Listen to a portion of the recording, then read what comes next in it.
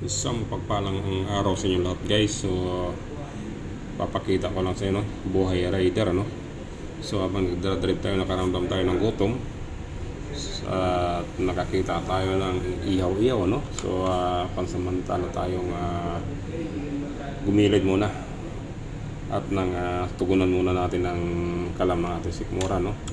So dito tayo sa Parking Quiapo, dito sa street foods, no? Typical street foods dito sa atin, no?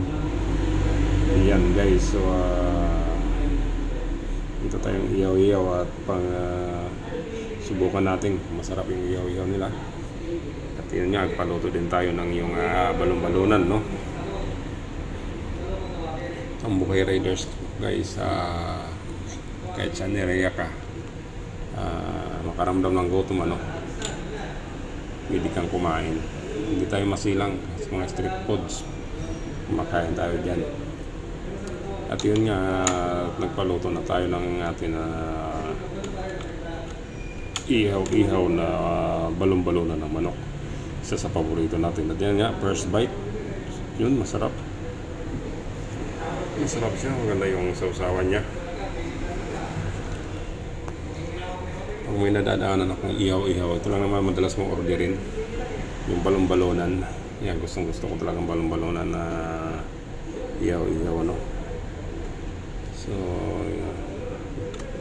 yun, guys, yan ang buhay rider, no? Kahit saan area tayo abutin ng gutom,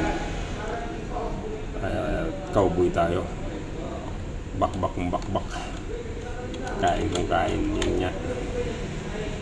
At masarap yung influence, masarap yung balon-balonan nila.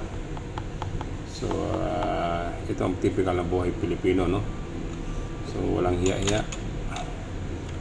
Pag ginutom, ang panggamot niya kain. Yun, ano, guys, nandiyan ako sa tabi ng motor ko habang kumakain. At pag natapos tayo nito, takbo na naman. So yun lang, guys. Habang umuya tayo, sige lang, enjoy lang natin ang moment. Magnguya ng masarap na barbecue, ihaw-ihaw na balon-balunan ng chicken. Yan lang, guys. Maraming salamat sa inyong panonood, guys. At napakasarap nitong aking merienda. At kanina pa nga akong ginugutom. Mabuti na lang nakita ko itong ihaw-ihaw dito at nang matugunan yung kalam ng ating sikmura.